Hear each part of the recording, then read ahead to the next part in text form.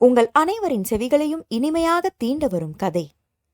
எழுத்தாளர் ஹேமா ஜெய் அவர்களின் ஞங்கன நமன மெல்லினமாம். நான் உங்கள் RJ பிரீத்தி. அத்தியாயம் 22. ஒவ்வொரு நாளும் இந்த பேங்க் வாசலை மிதிக்கிறப்போ உன்னை நினைக்காத நாளே இல்ல Sarayu. I missed you. Ragothaman அறைக்கு சென்று பேசிவிட்டு வெளியே வந்தவளின் கரத்தை ஆர்த்தி வாஞ்சையுடன் பற்றி கொண்டாள். ஐ நோ ஆர்த்தி, நீ எப்படி இருக்க? ஆதியா எப்படி இருக்கா? மலர்ந்த சிரிப்புடன் அவள் தோளொற்றி விலகினாள் சரையு. நல்லா இருக்கா. இங்க கிட்ஸ் பிளேல தான் டே கேர் விடுறேன். நீ எப்படி இருக்க அத சொல்லு முதல்ல. என்னதான் போன்ல பேசினாலும் உன்னை நேர்ல பாக்குற மாதிரி வரல தெரியுமா? நல்லா இருக்கேன் ஆர்த்தி, நீதான் சொல்ல எப்படி இருக்க? சூடா டீயும் வடையும் சாப்பிட்டுட்டே சொல்றேன் என்று ஆர்த்தி மேல் தளத்தில் இருந்த கேன்டீனுக்கு அவளை இழுத்துச் சென்றாள். இழைச்சிருக்க, ஆனா பளிச்சுன்னு இருக்க. போன தடவை வீடியோ கால்ல பார்த்த கண்ணுக்கு கீழே தெரிஞ்ச கருவளையம் எல்லாம் காணாம போய் குட். நான் முதல்ல பார்த்த சரையு கொஞ்சம் கொஞ்சமா திரும்பி வர மாதிரி இருக்கு. அப்புறம் எப்ப ஜாயின் பண்ற? உன் லீவ் எக்ஸ்டெண்ட் பண்ண ரகோத்தமன் சார் தான் ரொம்ப ட்ரை பண்ணாரு.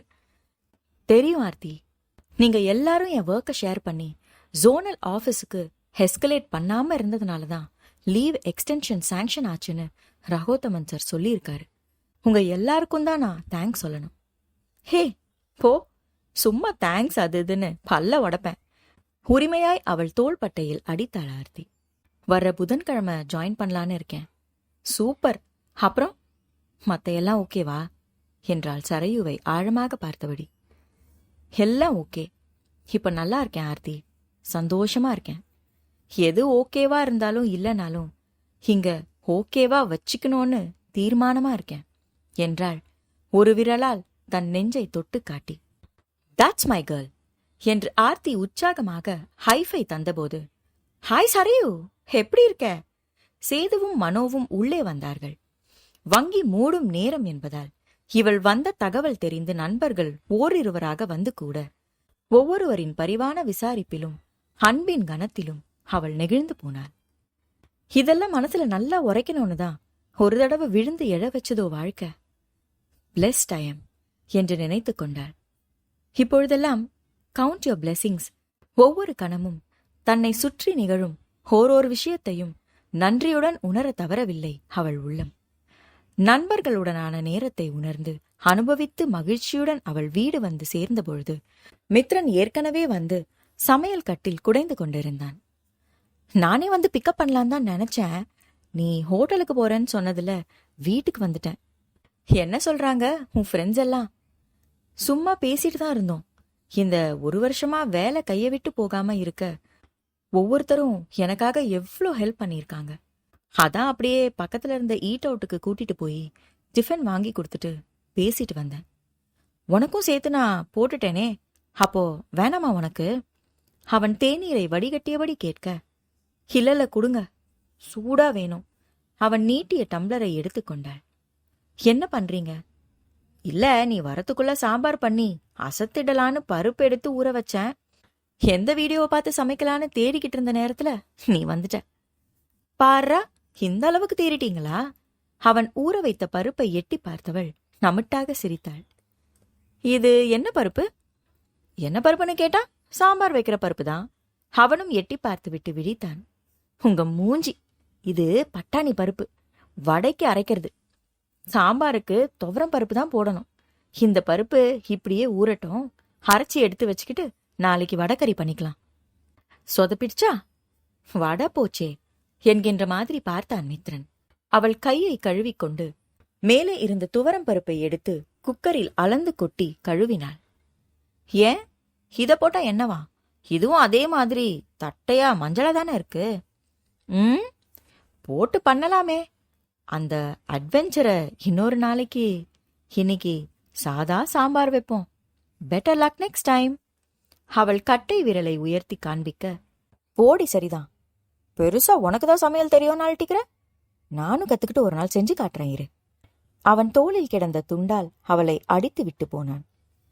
சீக்கிரம் வேலையை முடிச்சு வச்சா நம்ம வேலையை ஆரம்பிக்கலான்னு பார்த்தா எல்லாம் சதி பண்ணுது. அவன் இரு கைகளையும் உயர்த்தி நிலை கதவை பற்றியபடி புலம்ப, ஆமா, இதுல மட்டும் கண்ணா இருங்க. ஆரிய கூத்தாடினாலும் காரியத்துல கண்ணு.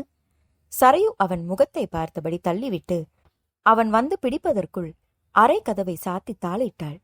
மரியாதையா கதவை திறந்துரு, ஏன் ஸ்ட்ரென்த்தை காமிக்க வேணான்னு பாக்குறேன். ஆமா, இல்லைன்னா மட்டும் இவர் அப்படியே கதவை பேத்துக்கிட்டு உள்ள வந்துடுவாரு. மனசுல பாகுபலி பிரபாசன்னு நினப்பு. நக்கல் அடித்து சிரித்துக்கொண்டே சரையு உடை மாற்றினாள். நீ வெளியில வா, அப்புறம் இருக்கு உனக்கு. இன்னைக்கு நைட்டே இந்த லாக்க கழட்டி வீசி எறியறனா இல்லையான்னு பாரு. கதவை தள்ளி ஓய்ந்தவன் கத்துவது காதில் விழ அவள் உதட்டோர சிரிப்புடன் தலையை பிரித்து வாரிக்கொண்டாள். இப்பொழுது கதவை திறந்தால் என்ன நடக்கும் என்று தெரியும். என்னவோ நேற்றுதான் திருமணமாகி வந்தது போன்ற கிளர்ச்சி இருவரிடத்திலும். பிரியமோ காதலோ அன்போ எந்த வார்த்தை கொண்டு அழைத்தாலும் இருவருக்கும் இடையிலான ஈர்ப்பின் பரிமாணம் அதிகரித்துக் கொண்டே செல்வதை ஒவ்வொரு கணமும் உணர்ந்திருந்தாள். லுலுலாய் சண்டைகளும் சமாதானங்களுமாக வீட்டில் இருக்கும் நேரம் முழுக்க ஒன்றாகவே இருப்பதில் புரிதல் பல மடங்கு உயர்ந்திருப்பது நிதர்சனமாய். நிதானமாக தயாராகி வெளியே வந்தவள் அவன் முறைப்பான் என்று ஓரக்கண்ணால் பார்க்க மித்ரன் ஏதோ அழைப்பில் பேசிக் கொண்டிருந்தான். ஆபீஸ் காலா? இவள் காதுகளில் கை வைத்து கேட்டாள். மையமாக தலையசைத்தவன் எழுந்து பால்கனிக்கு சென்று பேச சரையு உள்ளே சென்று சமையலை தொடர்ந்தாள். வெகுநேரம் பேசிக் கொண்டிருந்தவன் உள்ளே வந்தபொழுது எல்லாம் தயாராக இருந்தது. சாப்பிடலாமா? ஏன் இப்படி கொறிக்கிறீங்க? நல்லா தானே இருக்கு. என்னமோ பசியே இல்லை. போதும். சாப்பிட்டு முடித்து சிறிது நேரம் டிவி பார்த்தவர்கள் உறங்கச் சென்றார்கள். தூக்கம் வராமல் இவள் என்ன வளைத்து வளைத்து பேசினாலும் அவனிடமிருந்து சுரத்தே இல்லாத பதில்கள்தான் வந்தன. ஏன் ஒரு மாதிரி இருக்கீங்க? இல்லையே, நான் நார்மலா தான் இருக்கேன். நீங்க நார்மலா இருக்கீங்கன்னா எப்படி இருப்பீங்கன்னு எனக்கு தெரியாதா? What is eating you? அவள் விடாமல் துளைக்க, நந்தூனா தான் பேசினா என்றான் எதையோ யோசித்தபடி. சரி, அதுக்கே இப்படி இருக்கீங்க? அங்க எல்லாரும் நல்லா இருக்காங்கல்ல? நல்லா இருக்காங்க, அதெல்லாம் ஒன்றும் பிரச்சனை இல்லை. அப்புறம் ஒன்றும் இல்லை ஆரு, நீ பேசாம படு. நீங்க என்னன்னு சொல்ற வரைக்கும் கண்டிப்பா எனக்கு தூக்கம் வரப்போறதில்ல. அவள் எழுந்து தலையணையில் சாய்ந்து அமர்ந்தாள். வீசா முடிஞ்சு போச்சான். இதுக்கு மேல எக்ஸ்டெண்ட் பண்ண முடியாதான். சசியும் 3 மாசத்துக்கு மேல சமாளிக்க முடியலன்னு சொல்றான். அம்மாவும் நானாவும் நெக்ஸ்ட் மந்த் எண்டு வராங்க ஆரு. அவன் அவளுடைய முகத்தை கவனமாக பார்த்தபடியே மெதுவாக சொன்னான். வரட்டும், வீசா முடிஞ்சா இங்க வரதானே செய்யணும். அதுக்கு என்ன? உண்மையிலேயே அவளுக்கு புரியவில்லை. அவள் முகம் மாறும், கலவரப்படுவாள், எரிச்சல் அடைவாள் என்று எண்ணி அவளையே பார்த்திருந்தவன், அவங்க சாதாரணமா இருந்தா நான் ஏன் கவலைப்பட போறேன்? இப்பதான் எல்லாம் சரியாயிருக்கு. அதுக்குள்ள அவங்க வர்றது. சசி வைசாக்லயே வீடு பார்த்து வச்சிடலாம், ஹால் போட்டு பாத்துக்கலான்னு சொல்றான். இங்க இருக்கிறது நாம மட்டும்தான். அவ்வளோ தூரத்துல அவங்கள விட்டுட்டு ஏதாவது ஆத்திரம் அவசரம்னா சிரமம்னு நானும் நந்துவும் சொல்றோம். ஓ, 3 brothers சேர்ந்து குரூப் டிஸ்கஷன். இன்ட்ரெஸ்டிங். ஏதோ கதை கேட்கிற மாதிரி நாடியில் விரல் பதித்து அவள் கேட்க, உனக்கு கிண்டலா இருக்கு? அவன் முறைத்தான். நாளைக்கு சேதுராமன் சார்கிட்ட விசாரிச்சு இங்க லக்ஸுரி ஹோம்ஸ் மாதிரி ஏதாவது அரேஞ்ச் பண்ணலான்னு இருக்கேன். அவங்களுக்கும் நிம்மதி, நமக்கும் நிம்மதி. ஐ சி. அப்புறம் என்கின்ற மாதிரி பார்த்தவள் எந்த பதிலும் சொல்லவில்லை. அப்படியே ஒன்னும் விட போறது இல்லையே, கூடவே வச்சு பார்த்துக்கணும்னு நமக்கு மட்டும் ஆசை இருந்தா போதுமா? அந்த பக்கமும் ஒத்து வரணும். வீடு அவங்களுக்கு கொடுத்து வைக்கல, தானே கெடுத்துக்கிட்டாங்க. இன்னொரு தடவை சான்ஸ் எடுக்க எனக்கு விருப்பம் இல்லை, புரியுதா? அவன் பேசிக்கொண்டே போக பொறுமை இழந்த சரையு தன் கையில் வைத்திருந்த குஷனை அவன் மேல் வீசி எறிந்தாள். ஹலோ, என்னை பத்தி என்ன நினைச்சிட்டு இருக்கீங்க? சீரியல்ல வர்ற வில்லினா? நீ வில்லியா இருந்தா எனக்கே இந்த அவஸ்தை எல்லாம். பட்டது வரைக்கும் போதும் சாமி. இதுதான் பிராக்டிக்கலா ஒத்து வரும். இந்த விஷயத்த நான் பாத்துக்கிறேன், நீ விட்டுடு. அப்படி என்ன நீங்க அவஸ்தைப்பட்டுட்டீங்க? மித்ரன் எரிச்சலுடன் பார்த்தான். பழச எடுத்து நோண்ட எனக்கு விருப்பம் எல்லாரு. ஊர் பேசுறதுக்காக எதையும் இழுத்து போட்டுக்க நான் தயாரா இல்ல. உன்னோட நிம்மதிதான் இப்ப எனக்கு முக்கியம். பேசாம படு, எனக்கு தூக்கம் வருது. மித்து, நான் சொல்றத கொஞ்சம் கேளுங்க. எனக்கு டிப்ரெஷன் வந்ததுக்கு அவங்க காரணம் இல்ல. உடனே என்னாலதானே ஆரம்பிக்காதீங்க. இன்ஃபேக்ட் யாருமே காரணம் இல்ல.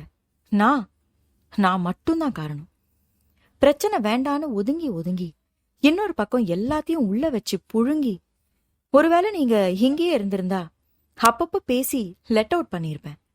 நீங்க காது கொடுத்து கேக்குற ஆளா இருந்திருந்தா உங்ககிட்ட காசிப் பண்ணி அதை கடந்து போயிருப்பேன்.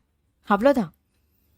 மத்தபடி எத்தனை தூரம் வளைஞ்சு போகணும், எப்போ வளையறத நிறுத்தி நிமிர்ந்து நிக்கணும்னு தெரியாம போன ஏன் முட்டாள்தனமோ, அந்தந்த சூழ்நிலைக்கு ஏத்த மாதிரி உடனே ரியாக்ட் பண்ண தெரியாத என் கோழத்தனமும் தான் எல்லாத்துக்கும் காரணம். தீதும் நன்றும் பிறர் தரவாரான்னு நீங்க படிச்சதில்ல?